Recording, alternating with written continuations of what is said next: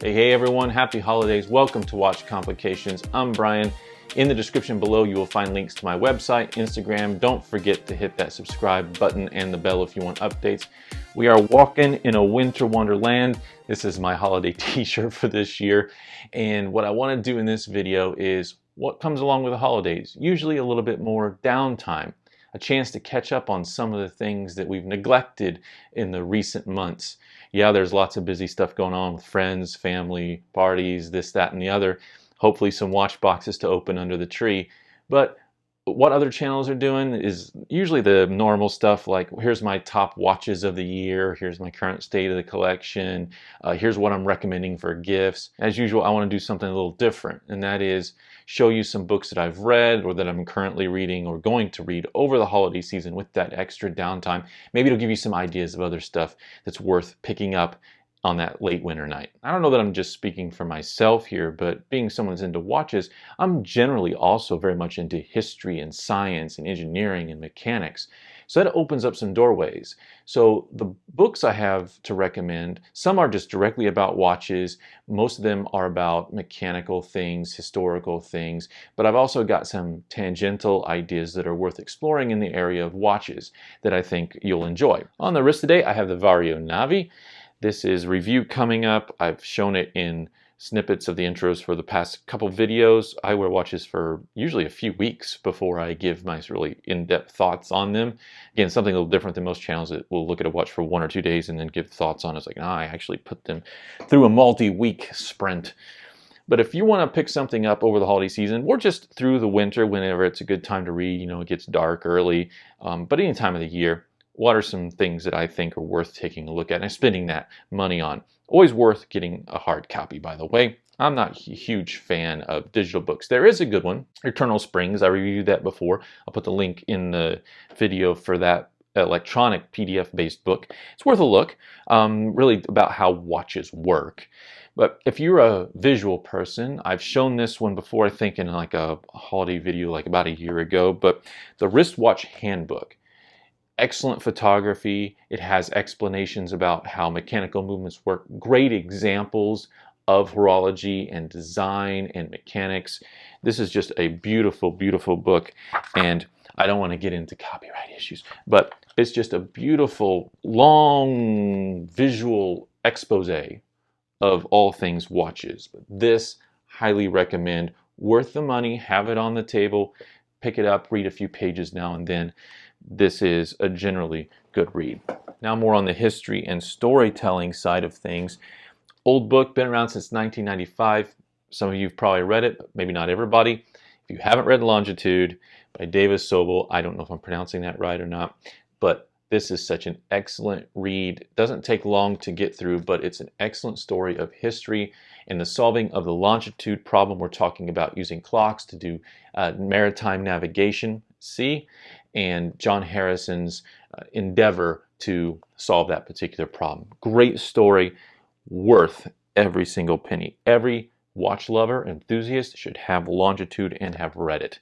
Get it now if you haven't. Also in the historical category, in sort of a dark period when it came to watchmaking, movie recently about this, but The Radium Girls.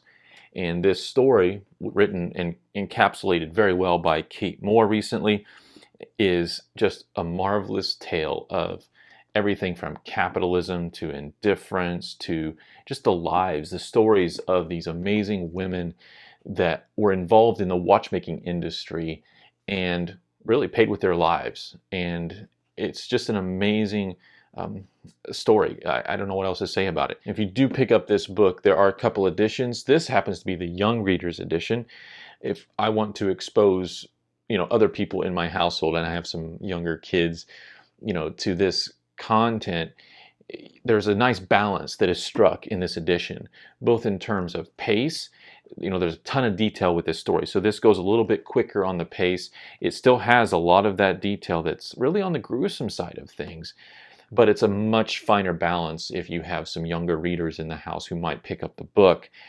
And so this is an edition I would recommend. But if you want the full-blown edition, go for it. But Radium Girls, everybody should read this. It's so important in contextualizing what's gone on in the history of watches and watch companies. You just can't be without it. The fourth book up is a little bit of a tangent.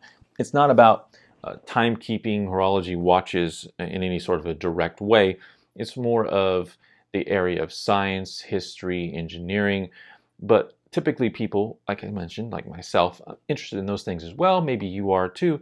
But if you're looking for a nice, well-written, entertaining, sort of a faster paced read, but just highly detailed and entertaining at the same time, well, The Clockwork Universe. You want a story that talks about, people like Isaac Newton and other members of the Royal Society, the history of the modern world, and all the science, the discovery, the personalities of these people that are pushing discovery and experiments and just what we know today forward, from Galileo and Kepler and people that are actually working on not only telescopes and watches and other things, but just a great story about the foundation of the modern world and everything behind it. This is such a good book by Edward Dolnick, and I'm almost done with it.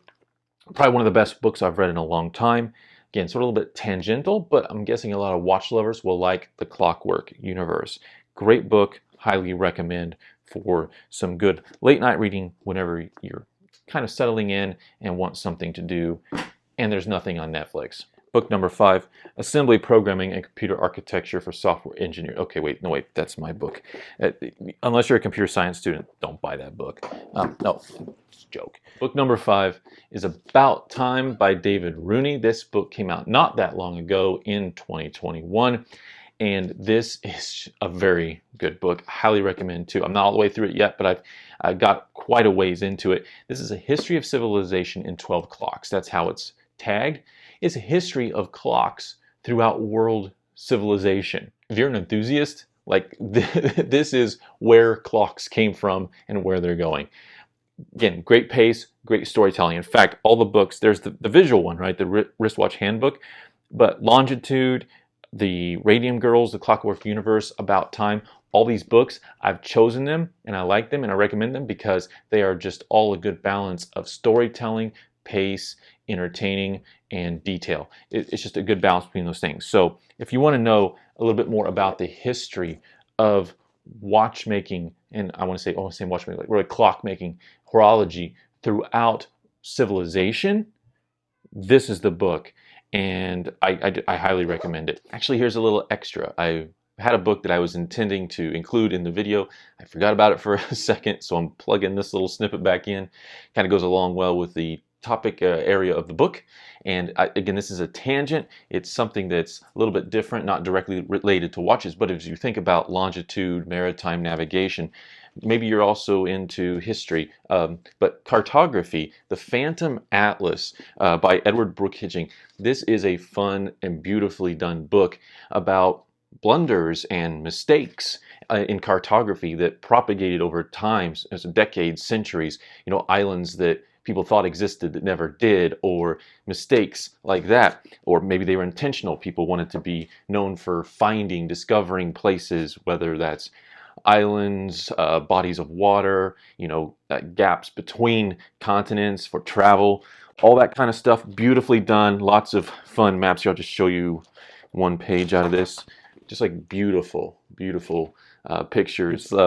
Short stories, so they're all just a few paragraphs long, and there's a bunch of them in here. But that's a fun read. You can kind of start and stop it. You don't have to sit down and read all at once. So it's a kind of fun book to have on the coffee table, just to read in the evening, as you're going along through your downtime, the holidays. And one other plug, and this isn't because I'm plugging it for the brand or anything like that, I think it's just fun, is this was a Kickstarter, Horology Deck. If you haven't looked at this, I'll put the link to their website below. But this is fun. If you're into watches, this is the Horology Deck. They have one that has, Omega. They have one that has a crown, Rolex sort of style. It's green, and the Omega one is red. But this, the regular black deck, Horology Deck by the Garden Party. Again, Kickstarter. I ordered up some of these. They're kind of fun. What has on the even numbers for all of the suits is horology facts. Talks about like what was the first waterproof, water-resistant watch, what is AR reflective coating, classic dial hour markers, you name it, it's kind of in here. Again, sort of holidays, people around want to play games, need a card deck, consider this one. It's fun. It's just fun. It's about watches. So yeah, for holiday reading, let me recap. Something that sit on the coffee table and give you visual pleasure. The Wristwatch Handbook by Brian Schmidt. Get a copy. That's number one.